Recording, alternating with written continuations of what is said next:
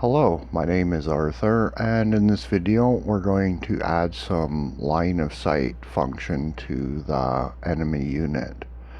So what we want is for him to be able to recognize that this unit is here, turn around and attack him. So get him working a little bit better. Before I start that though, I realized that I actually had a mistake in my flags. Just for the sake that they're only going to receive signals from their units, I put them into the appropriate layers that the only thing they can see is vehicle units. So that way they only see vehicles now, and that's probably something that should have been done already.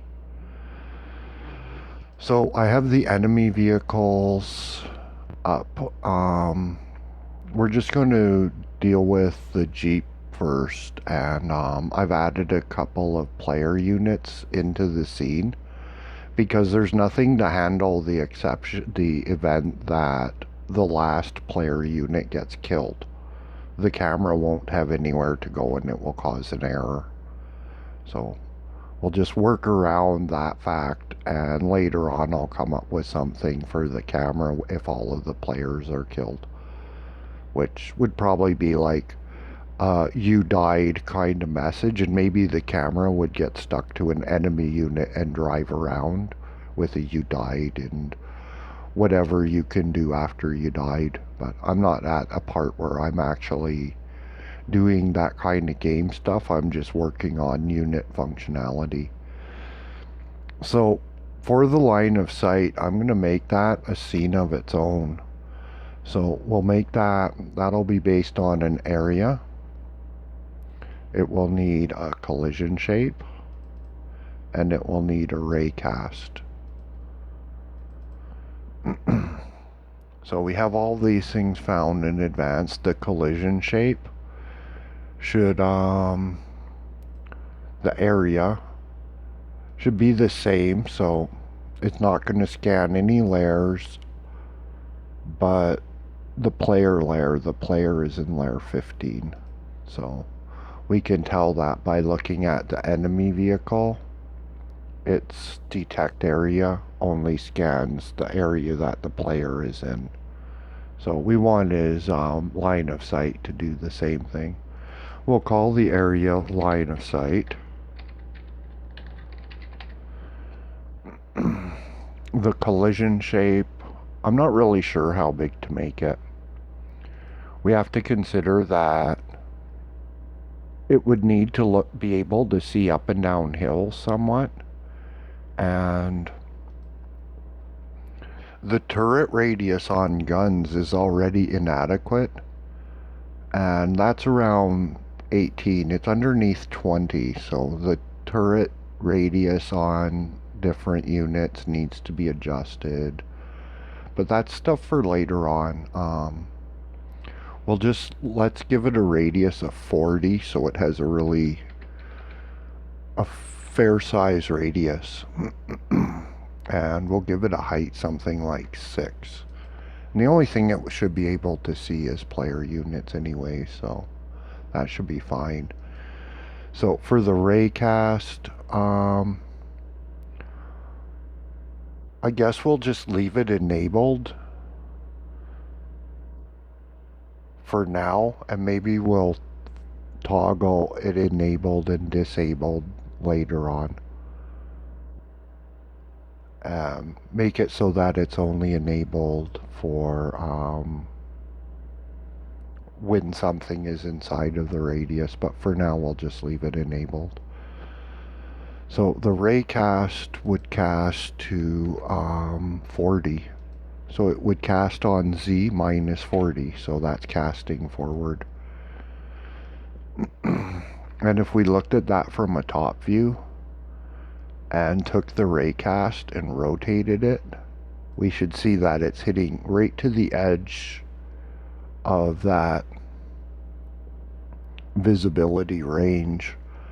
So when something comes in range, the ray cast will be able to hit it. So we can just undo that. Whoops, cancel that, that was wrong. We'll just undo that rotation there. Whoops, I undid the cast to and the rotation. And let's just check the transform to make sure everything's right there. So that can be saved. We'll save that in units. And not in a particular unit, it can just be in units. So we'll save that, and then we'll give it a script. So line of sight GD, create that.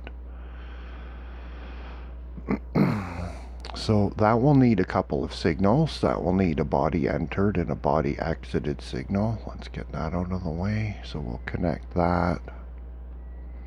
And we'll connect the body exited. I'll just double click to do that. Then we'll need a variable. So we'll need a variable for targets. And we'll just set that as an empty array. And then probably on ready var unit equals get parent.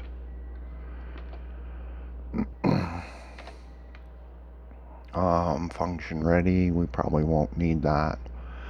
So on line of sight body entered, it should only see players, so we don't really need the redundancy of adding in if body is in group player, because that's all it should be able to see.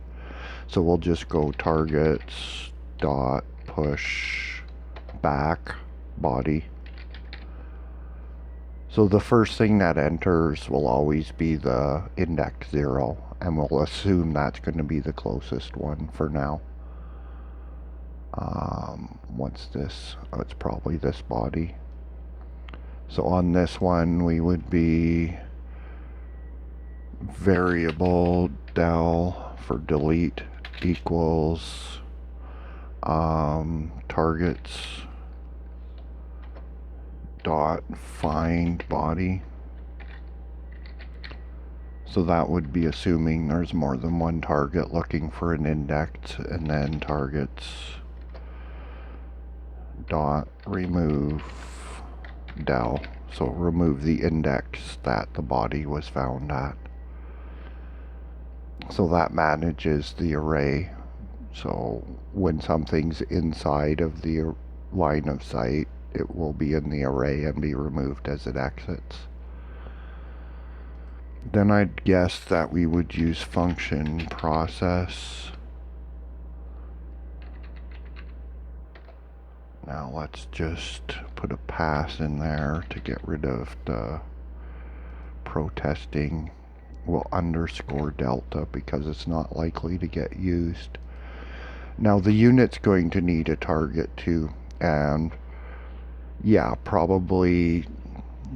probably should have separated and made this an inherited script and there be a separate enemy script, but for now we're just going to do it this way. So we need a target variable. We'll need a function to set that. So we'll put that right around unit flags.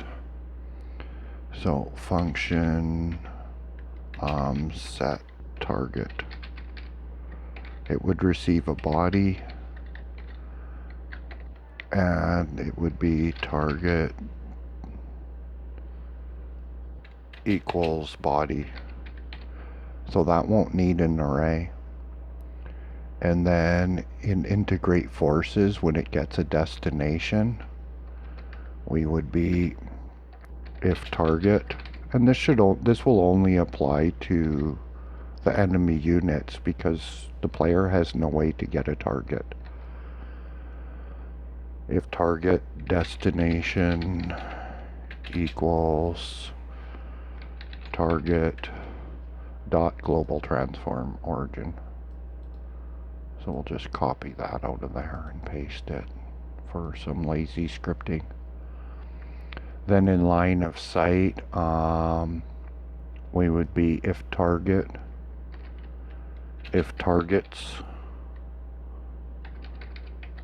dot size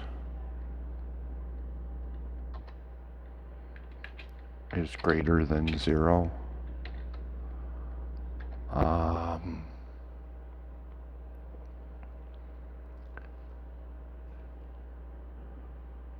$, raycast, dot, look at targets 0, and we should actually still have in the buffer global transform.origin, comma, vector 3, up.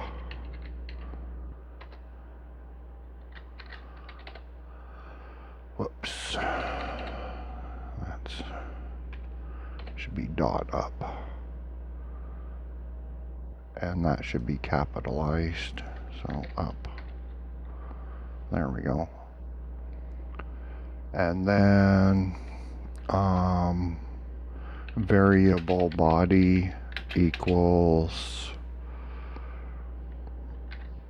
$raycast dot get collider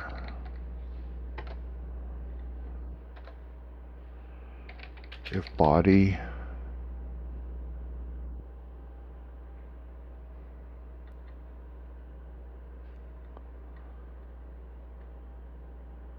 so we'll assume the possibility it hits nothing and go if body dot is in group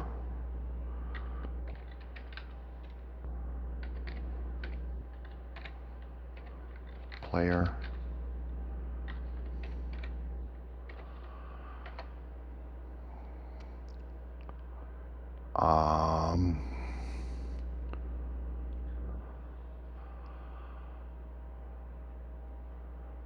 unit dot set target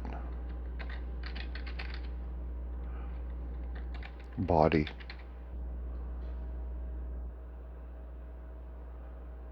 So that should get that working. And then here, if targets, whoops, what the heck is that? If targets dot size equals 0, unit dot set target null.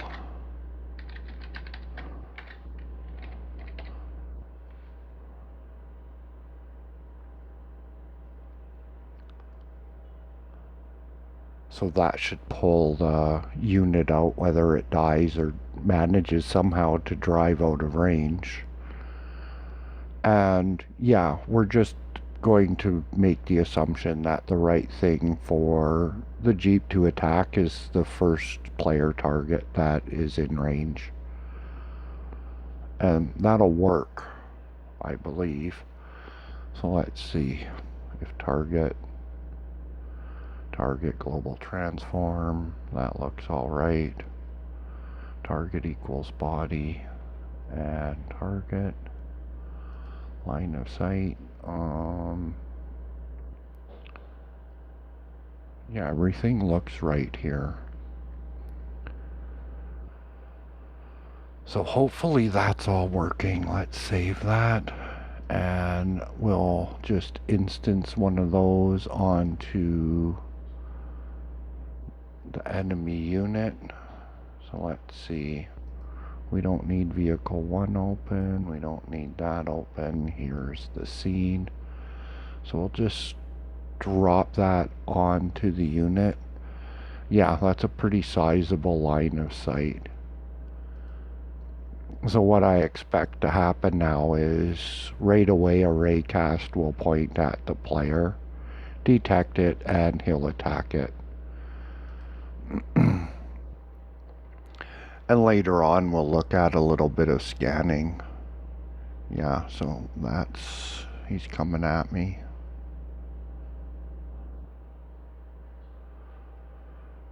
So either I move or die. I'm likely to die now anyways. There's probably no escaping that.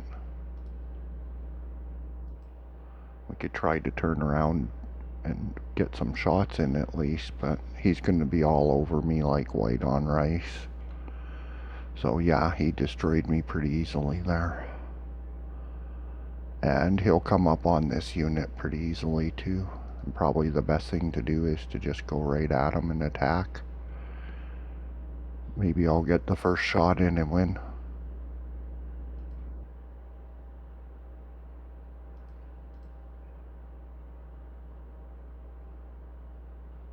Or maybe he's just turning into being really deadly and gonna kill me off.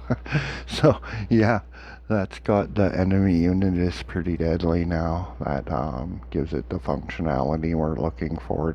Maybe we're gonna need to slow him down a bit because he's just mopping up on me now. So yeah, that's about it for this video. We'll look at how to get that working, and that opens up a lot of things that need to get done. Things like considering range, vehicle speed, whether look at is the right way to have that function work, or whether that should get slowed down a bit by giving it by making it rotate like a turret rather than just instantly being able to look.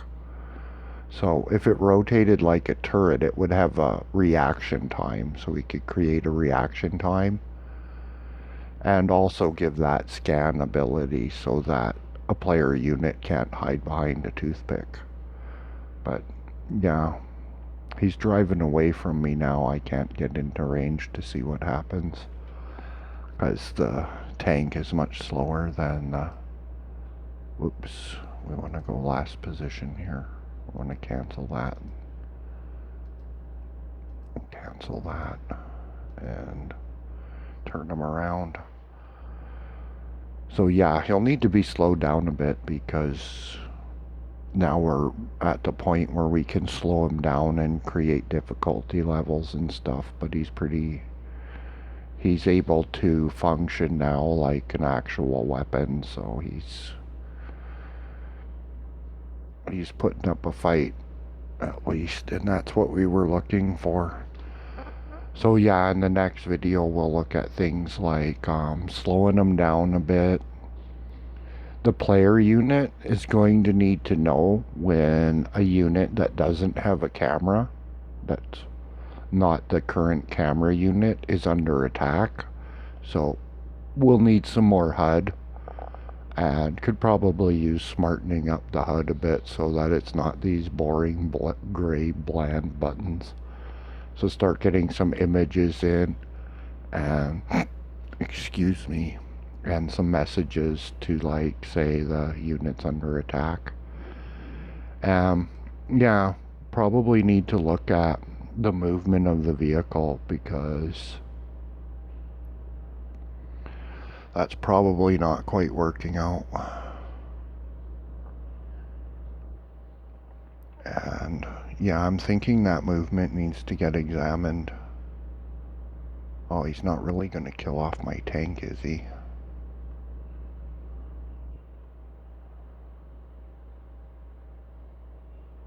Yeah, if he makes it through my tank too. Oh, he rolled. He rolled and he's still coming at me. Yeah, there's some things to address there, like the question as to whether the rigid body is actually the way to go.